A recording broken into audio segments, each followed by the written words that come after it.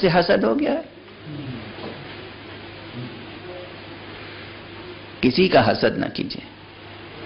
توحید کا پہلا درس یہ ہے کہ حسد نہ کیجیے۔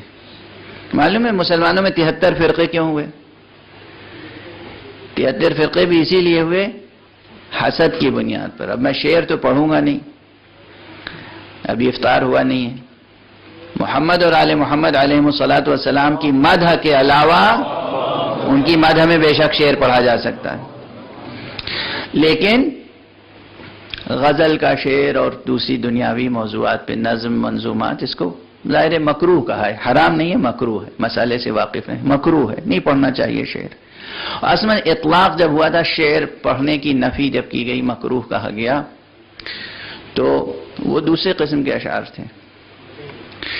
لیکن اب جب اطلاق ہے روایت میں تو اس اطلاق کا احترام کرنا چاہیے، شعر نہیں پڑھنا چاہیے۔ شیخ ابراہیم ذوق کا ایک مطلع ہے غزل کا، لیکن اس میں بات انہوں نے کہی ہے بہت عمدہ۔ وہ بات انہوں نے یہ کہی ہے، ایک مصرع تو پڑھ دیتا ہوں چونکہ اس پہ شعر کا اطلاق نہیں ہوتا ہے۔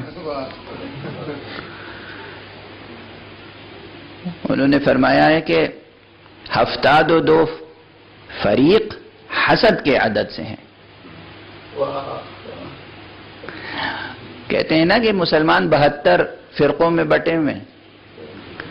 جب 72 عدد کو لفظ حسد سے حاصل کر سکتے ہیں آپ، ابجد حوض والا جو حساب ہے اگر آپ کو آتا ہو تو سین کے 60 ہوتے ہیں اور ہے کے 8 ہیں اور دال کے 4، کتنے ہو گئے؟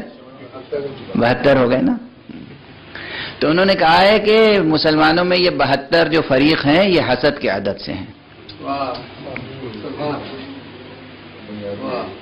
بہت عمدہ بات۔ اور کس نے کہی ہے؟ شیخ ابراہیم ذوق، کسی اور نے نہیں، ذوق نے کہی ہے۔